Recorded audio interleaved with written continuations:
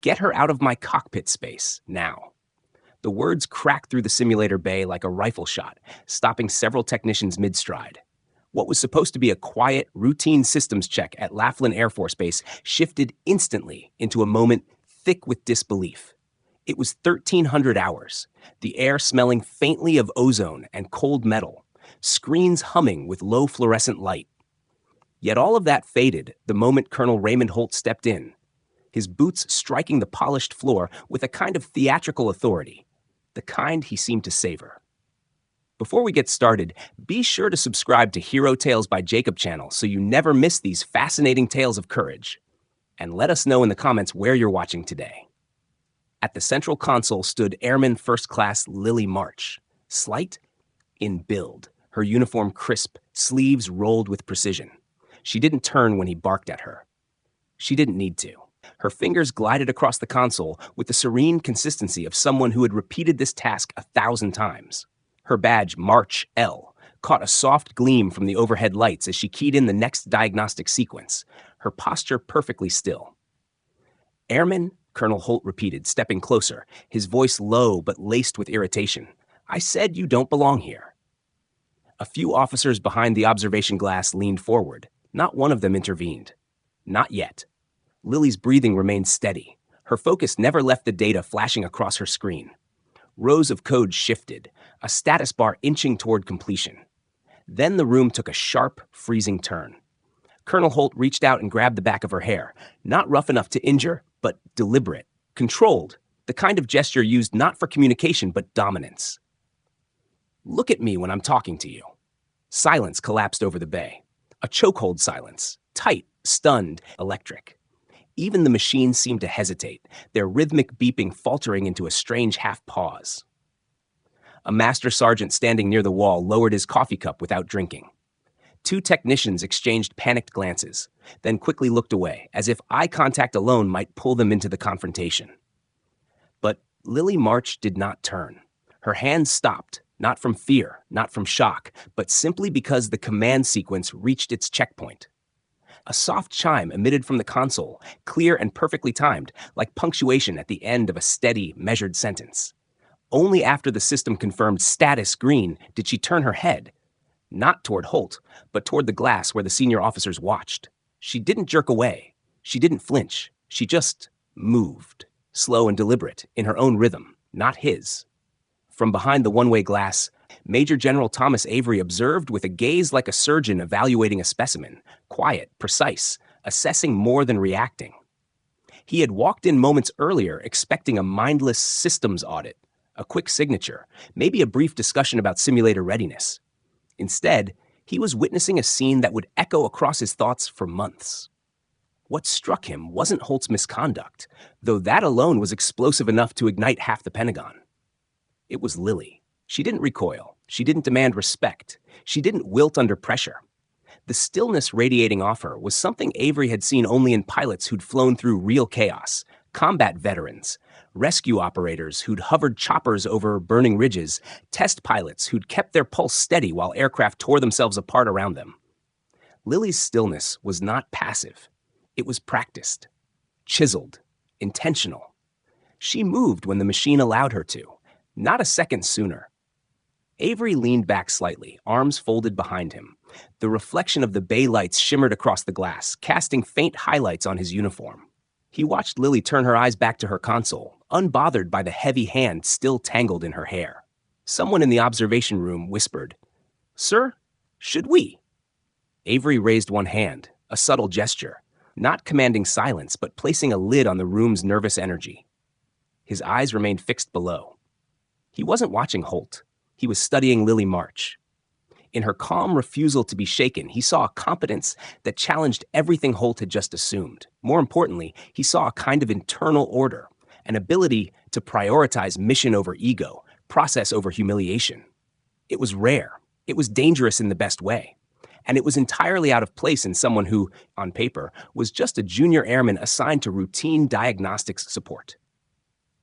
Colonel Holt must have sensed the shift in atmosphere because he released his grip, though not quickly enough to disguise the tremor of uncertainty in his fingers. He stepped back as if expecting Lily to spin around, to lash out, to finally break the silence he found so offensive. But she didn't. She simply lowered her hands back to the console with the same quiet precision as before. Her fingertips rested lightly over the interface, poised for the next command. Avery inhaled slowly. Something wasn't adding up. Why would a junior technician hold her composure like someone far more seasoned? Why would she react with the discipline of a pilot who'd faced live-fire training? Why would she stare down humiliation with the calm of someone who'd long outgrown the need for external validation? He had seen hundreds of evaluations, thousands of flight hours logged by rookies and veterans alike. But Lily's reaction wasn't learned in a classroom. It was lived. It was earned. It was the kind of behavioral stillness that only came from deep exposure to high-pressure systems. The general lowered his gaze to the control board, seeing something in her posture, her timing, her sequencing, a familiarity, a fluency. It wasn't just that she understood the simulator. It was the way she interacted with it, like someone who had helped shape its architecture, who knew its language, its quirks, its logic. Avery felt a prickling suspicion crawl up his spine. She wasn't just operating the system. She was matching it. And that raised a far more important question, one that he and he alone seemed to recognize. Who exactly was Lily March? The moment Colonel Holt's hand dropped from Lily March's hair, the air in the simulator bay didn't relax. It tightened. It was as if the entire room held its breath, waiting for something else to happen, something explosive, something inevitable. Holt stepped back, squared his shoulders, and tried to regain the sense of dominance he believed he naturally commanded. But the damage had already been done. Everyone had seen it. And worse, everyone had seen Lily's reaction, or rather, her lack of one. Major General Avery, still watching through the observation glass, narrowed his eyes. He'd witnessed countless disciplinary issues in his decades of service. Arrogant cadets, reckless pilots, leaders who mistook fear for respect. But this was different. Holt's behavior wasn't just a breach of protocol. It was a provocation, a test. And Lily's response was unconventional, not weak, not submissive, just profoundly centered. That kind of composure didn't come from inexperience. It came from history. From exposure to pressure so intense that today's confrontation barely registered as noise. Avery let that thought settle as he stepped out of the observation room and into the bay itself. The shift in presence was immediate. Conversations muted. Technicians straightened. The hum of machinery felt suddenly louder in the void left by everyone trying to appear smaller. Colonel Holt turned, visibly startled by the general's appearance. "General Avery, sir, I wasn't aware you were observing today." "You weren't," Avery replied, voice level. "But I am now." Holt stiffened, clearing his throat. "Airman March here was—" But Avery didn't look at Holt. He looked at Lily. She kept her eyes on her console, shoulders still, breath slow. But Avery saw the micro-adjustments, the almost invisible shift of her stance, the tiny recalibration of her grip on the interface, the subtle release of tension in the muscles of her back. She was ready for the next task before he even issued one. "Airman March," Avery said calmly, "what diagnostic are you running?" "Flight logic integrity sweep, sir. Preparing for the redline stress simulation scheduled for 1320. Her voice was soft but steady, each word placed with deliberate clarity. Not a tremor, not a hint of being rattled, as if the last 90 seconds hadn't happened at all. Holt exhaled sharply. "General, with all respect, this test requires qualified officers, not support personnel. The simulator bay isn't a training ground for—" "Holt," Avery cut in, not turning his head. "When was the last time you ran redline yourself?" The colonel's jaw tightened. 6 months ago. And how did you perform?" Holt swallowed. "The sim had calibration issues, sir. My score wasn't accurate." Avery let a brief silence stretch, knowing full well the truth. Holt had crashed in under 2 minutes, a fact documented, archived, and quietly known across 3 squadrons. "Airman March," Avery said finally, "step away from the console." Lily paused, not because she doubted the order, but because she finished the last input before obeying. Then she stepped back, hands clasped behind her, her posture crisp. Avery turned to the technicians. "Prepare redline stress simulation. Full cascade, no reductions." A murmur rippled across the bay. Holt blinked. "Sir, that's unnecessary. The system hasn't been approved for." "It has now," Avery replied without raising his voice. The technicians scrambled. Screens flared to life across the bay. Lines of code scrolled by like torrents of rain. A warning light pulsed a soft orange. Lily stood still, eyes following the setup process with careful attention, though her expression remained unreadable. Then Avery looked directly at the colonel. "Colonel Holt, you will run Redline." The silence that followed was thick enough to grip. A nearby staff sergeant froze mid-step. A junior technician whispered a quiet, "Oh, God." Even Lily's eyelids flickered, a tiny, almost unnoticeable shift, but she didn't look up. Holt took a full breath, chest rising sharply. "General, is there a problem, Colonel?" The question dropped like a trapdoor. Holt snapped to attention. "No, sir." He marched toward the simulator pod, but his stride wasn't as confident as before. There was stiffness now, hesitation, the first cracks in the armor of a man who controlled his world by controlling others. The cockpit slid open with a hydraulic hiss. Holt climbed in, adjusting the straps with jerky movements that betrayed his nerves. The technicians initiated the sequence. Screens on the far wall filled with telemetry, system maps, and cascading failure trees. Avery walked to stand beside Lily. He didn't speak to her. Not yet. He simply watched the data appear, one line at a time, until the sim timer hit 0 and Redline began. Instantly, alarms detonated across the cockpit.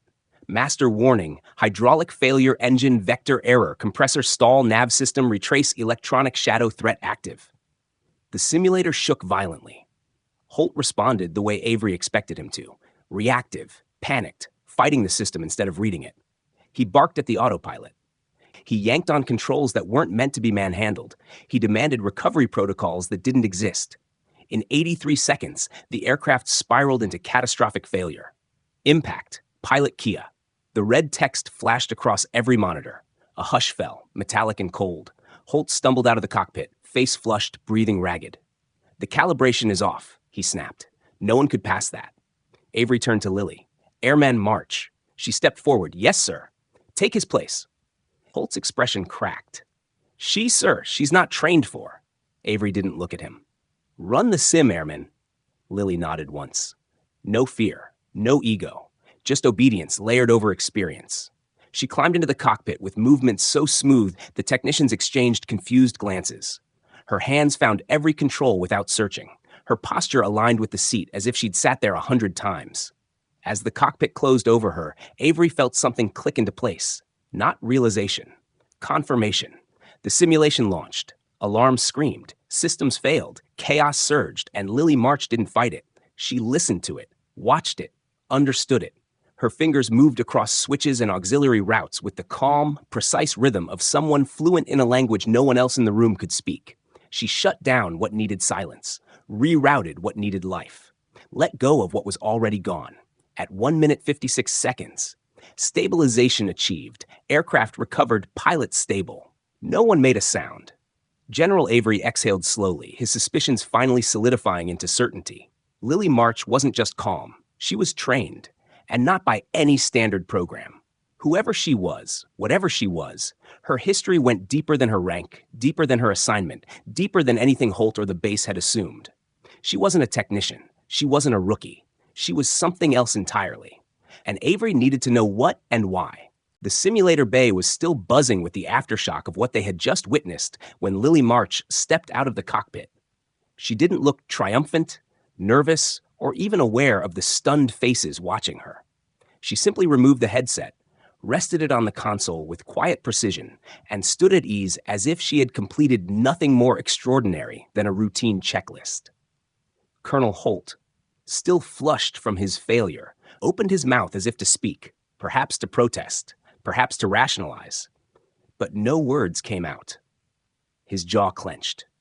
His eyes darted between Lily, Avery, and the technicians who were trying and failing to act like the whole room hadn't just witnessed a power shift so abrupt it could have cracked the floor. General Avery didn't look at Holt. He had no interest in justifying what they both knew had happened. His attention was fixed on Lily, but not with suspicion, more like recognition, as though she had just revealed a piece of a puzzle he'd been trying to assemble for years without even knowing it. "Airman March," he said, voice even but carrying a weight that made every officer in the bay straighten. "Walk with me." It wasn't a request. Lily nodded once and followed, her steps quiet against the polished floor. Avery led her toward the far corridor, away from the eyes and ears lingering behind them. The heavy door shut with a soft thud, sealing them into a narrow hallway lined with pale lights humming overhead. For several seconds, neither spoke. Avery didn't rush. He walked at a deliberate pace, allowing silence to do the work of rearranging the air around them. Lily's posture remained impeccable, shoulders squared, chin level, hands resting lightly behind her back. But Avery saw the microsigns, the faint shift in her breathing, the subtle engagement of awareness, the gentle readiness coiled beneath a layer of calm. She wasn't waiting for instructions. She was preparing for possibilities. When they reached an alcove near a secured storage room, Avery stopped. The fluorescent light overhead flickered softly, casting a muted glow across Lily's face. Avery studied her for a long moment, his expression indecipherable. "You've run Redline before," he said finally. She didn't look away. "Yes, sir." He nodded slowly, as though confirming something he'd already known. "But not as a trainee." "No, sir. And not here." "No, sir." Avery exhaled through his nose. "Then where?" She hesitated, not with fear but calculation. "Sir, I'm not cleared to disclose prior assignments." "That's interesting," Avery murmured, "because I didn't ask about classified content. I asked for location." She didn't respond, not because she refused, but because she was trained not to volunteer information without direct authorization. It was in the discipline of her silence, not stubbornness. Avery stepped closer, lowering his voice. "Airman March, I have reviewed every file tied to your personnel number. Every report, every score, every scrap of paperwork. And do you know what I found?" Her breathing slowed, almost imperceptibly. "Nothing," he said. Not harshly, not accusingly, just truthfully. "Nothing at all. Not a single line explaining how someone with your rank and recorded training could execute a Level 7 Cascade recovery without hesitation. Not a note, not a footnote, not even a stray memo." Lily held his gaze, her posture unwavering. Avery tilted his head. "Do you know how many people alive can stabilize a full Redline collapse?" Her silence was answer enough. He let the question hang for a moment, then added quietly. 3, and all of them hold clearances so deep their badges don't have names on them. So, Airman March, I'll ask the question directly." Avery's voice dropped a fraction lower. "Who trained you?" This time, she glanced away, not out of guilt, but because the answer lived in a space she wasn't yet allowed to open. Avery saw it, and he respected it more than he expected himself to. She wasn't resisting him. She was respecting a chain of loyalty older than her assignment here. He didn't push, not yet. He shifted his posture, leaning slightly against the wall. When he spoke again, his tone changed, quieter, more searching. "When Colonel Holt grabbed you back there, you didn't react." "I reacted by completing my task, sir." "Most would call that discipline," Avery said. "But I've seen discipline. Yours is something else, something forged, not taught." Her eyes flickered, the faintest sign he'd touched the truth. Avery's thoughts drifted back, not to the simulator, but to an operation in Afghanistan 15 years earlier, where a young special tactics officer had kept his pulse at 52 beats per minute while directing air support over a collapsing ridge. That same stillness, that same unwavering focus. He looked at Lily again, and the realization deepened. "You're running at a different baseline than the rest of this base." It wasn't a compliment. It was an assessment. She didn't deny it. Avery's gaze softened by a shade. "Airman, I'm not here to punish you or expose you. I'm trying to understand whether Laughlin has a resource we didn't know we had or a mission we're not yet aware of." Lily's throat moved with a small swallow. "Sir, what do you need from me?" "I need you," he said, "to be honest, with me if no one else." Her breath caught, again, barely visible. Another silence stretched between them, this one different, heavier on her end, steadier on his. Then, finally, she spoke. "Sir, everything I know, everything I've been taught, everything I've ever done, was designed for one purpose." "And what purpose is that?" Avery asked softly. She lifted her eyes, and for the first time, Avery saw something behind them. Not fear, not defiance, but a depth so resolute it almost startled him. "To keep people alive," she said. Avery absorbed the answer. Not dramatic, not boastful, just truth, delivered with the calm gravity of someone who meant every word. Before he could respond, the hallway intercom crackled to life. "General Avery, please report to the observation deck." There's something you need to see. Avery straightened. Understood. He nodded to Lily. Walk with me.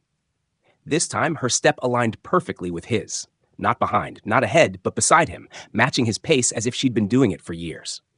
As they approached the bay doors once more, Avery felt something he hadn't expected. Anticipation. Not of conflict, but revelation. Whatever waited for them on the other side of that door was not just about a simulation or a reprimand. Something larger was beginning to unfold. And Lily March stood at the center of it. Not by accident, not by assignment, but by design. The doors to the observation deck slid open with a pneumatic hiss, and General Avery stepped inside with Lily March close behind him. The technicians, officers, and analysts already gathered turned their heads as the pair entered, not because Avery commanded attention, but because Lily's presence beside him shifted the energy of the entire room. It was as if the air thickened, charged with a quiet tension nobody could name, but everyone could feel. The lead technician, a wiry man named Ramirez, looked troubled. He gestured toward the main monitor. Sir, you need to see this. Avery approached, hands clasped behind his back. Lily stood a step to his right, her posture precise, gaze steady. On the central screen was a flight data log, one that, at first glance, looked like the standard telemetry from Lily's redline run. Engine load, airflow disruption, trim adjustments, energy bleed, nav error recovery. Everything mapped with immaculate clarity. But then Avery noticed the bottom window, an auxiliary channel, encrypted, running parallel to the simulator feed. He frowned. Who authorized dual-channel tracking? No one, sir, Ramirez replied. It activated on its own during her run. A murmur moved through the room. Avery leaned in. Play it. Ramirez tapped a key. The auxiliary feed bloomed across the screen, lines of code bursting into view, flowing faster than any manual diagnostic could ever process. It wasn't random. It wasn't system error. It was structured, adaptive learning. The entire redline scenario had been running a secondary evaluation, one that none of them had installed. Avery's jaw set. That's not base software. No, sir, Ramirez whispered. It's older, buried deep in the system architecture. I didn't even know the SIM core supported this protocol. Avery turned to Lily. She didn't flinch. She didn't blink. She simply studied the screen, as if seeing an old acquaintance emerging from shadows. Airman March, Avery said quietly. What are we looking at? Her eyes moved over the code with the familiarity of someone reading a language she'd once spoken daily. That's a phalanx tier neural mapping overlay, she finally said, used for cognitive flight synchronization. Ramirez sucked in a breath. Sir, that's black-level clearance tech. That shouldn't exist on a training base. That shouldn't exist anywhere without direct Pentagon oversight. Avery didn't look away from Lily. How do you know what it is? Because, she answered softly, I was part of the team that built the early prototypes. The room froze. Someone dropped a pen. A young lieutenant muttered, What the hell? Avery's expression remained controlled, but a ripple of revelation crossed his eyes. He turned his full body toward her now.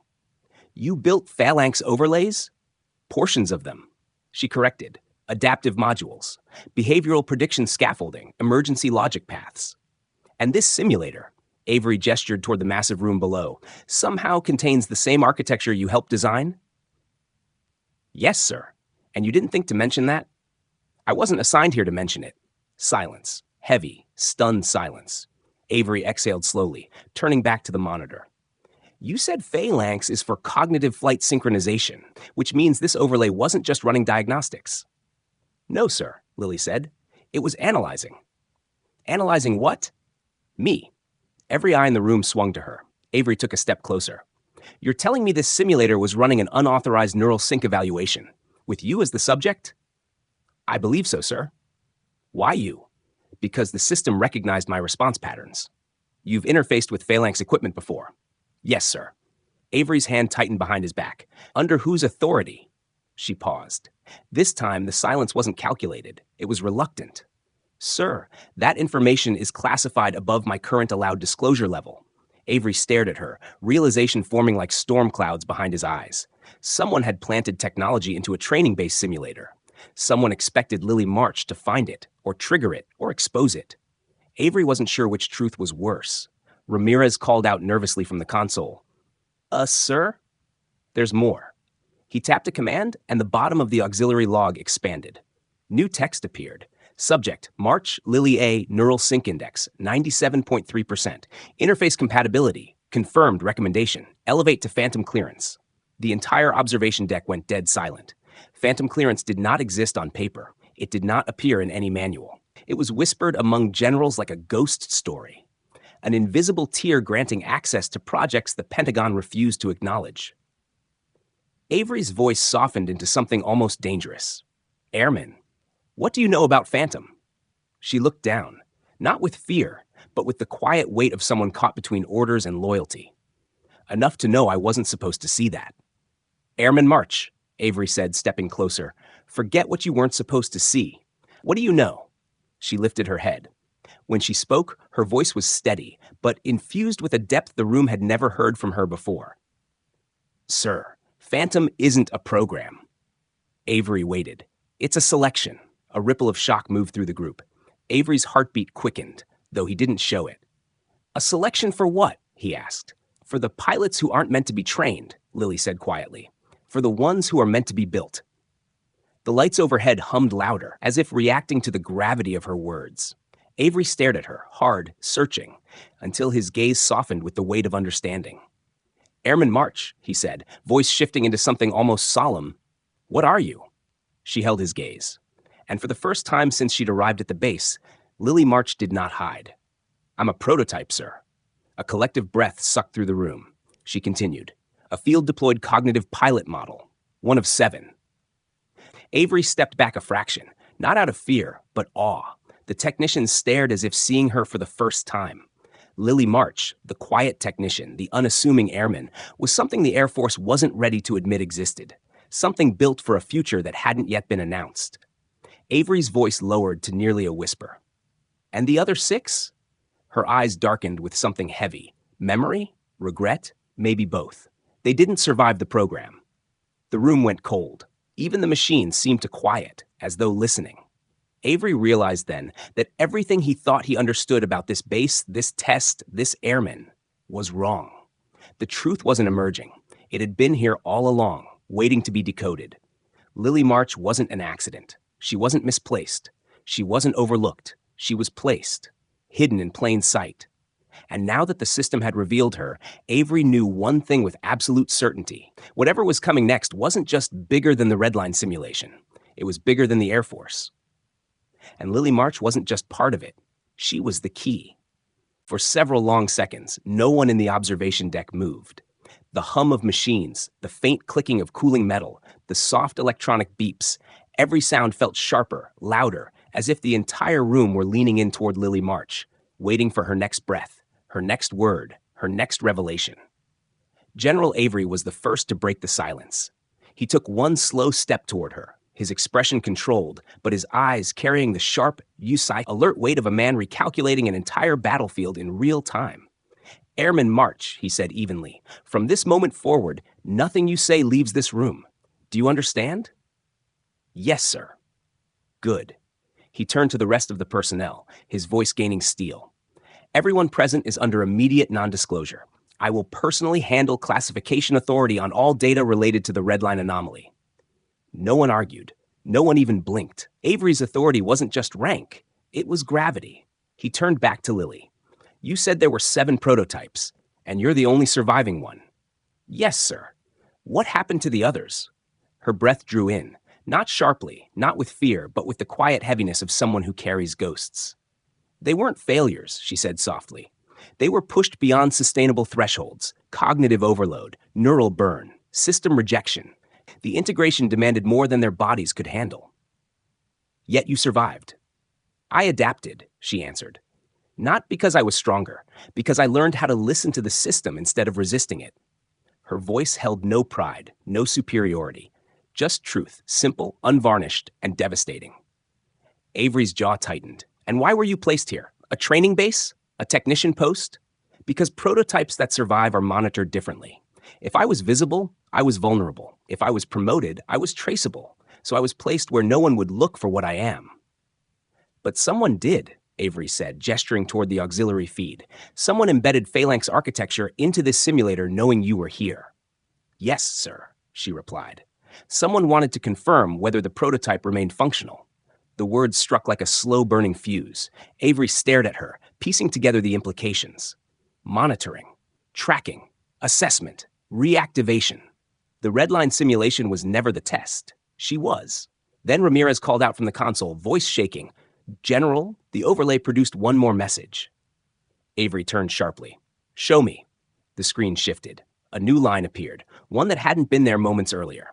Phantom reactivation, approved retrieval protocol, inbound ETA 0422. Ramirez whispered, "Sir, it's counting down." Avery's pulse kicked hard against his ribs. "Countdown to what?" "Unknown, sir. But whatever's coming, it's on the way here." For the first time, Lily's expression changed. Just slightly. Just enough for Avery to catch it. The faint tightening around her eyes. Not fear. Recognition. "Airman," he said immediately, "what does retrieval protocol mean?" "It means," she answered quietly, "they're coming for me." The deck went still. Avery stepped closer. "Are they hostile?" "Not exactly," she said, "but they won't take no for an answer." "Who are they?" Her eyes drifted to the countdown, now flashing with silent urgency. "Phantom retrieval teams," she said. "They're not soldiers. They're handlers." A cold ripple passed through the room. Avery's spine straightened. "Airman March, do you want to go with them?" That was the question. The only question that mattered. Lily looked at the countdown, then at Avery, then at the technicians watching with a mixture of awe and dread. She inhaled slowly, her composure returning with surgical precision. "No, sir," she said with absolute clarity. "Not anymore." Avery didn't smile, but the shift in his stance said enough. "Then they're not taking you." Every officer in the room froze, not because they doubted his authority, but because they understood the magnitude of what he had just committed to. Opposing an off-the-record classified retrieval team wasn't disobedience. It was treason, depending on who wrote the report. Avery turned to his officers. "Seal the bay. Secure all entrances. Initiate blackout protocol on my authority." Lights dimmed. Doors locked. Security shutters slid into place over the observation glass. The room transformed from an evaluation space into a fortified control center in seconds. Lily stood at the center of it, the quiet eye of the storm. Avery faced her. "Airman March, from this moment on, you are under my protection. Whatever Phantom wants, whatever they built, you're not their asset anymore." Her eyes met his, and for the first time, something softened in her expression. Not relief, recognition. A connection forged not by rank or duty, but by something deeper. A shared understanding that her identity was no longer a secret to contain, but a truth to defend. "Sir," she said, voice steady, "if retrieval teams are coming, they'll use back-channel access. They won't come through the front gate. Then tell us how to prepare." She approached the console, her movements calm and purposeful. "Start by disabling all external uplinks. Phantom uses ghost frequency pings to triangulate prototype signals. If we shut down non-essential transmitters, we can force them to breach manually." Ramirez got to work, fingers flying. "On it." "And sir," Lily added, turning back to Avery with a glint of something new in her eyes, resolve, anchored and fierce. "They won't just be coming for me." Avery's brow furrowed. "Who else?" Lily looked at the monitors, at the encrypted overlay still running silently in the background. "At this point," she said, "anyone who knows I exist." The room absorbed her words with a grave, unfiltered clarity. The countdown reached, 03:02:30. Avery nodded once, "Then let them come." He stepped forward, standing beside Lily March, not in front of her, not shielding her, but aligning himself with her, as equal participants in whatever war was about to walk through their doors. A war neither of them had chosen, but one both were now prepared to face. Because Lily March was no longer an anonymous technician hidden in plain sight. She was a living blueprint, a survivor of a vanished program, a prototype built for a future no one had been told about. And as the clock ticked downward, quiet, merciless, inevitable, General Thomas Avery realized the truth with absolute certainty. The moment Phantom arrived, Lily March wouldn't just be the key to understanding what was coming. She would be the line they couldn't afford to lose.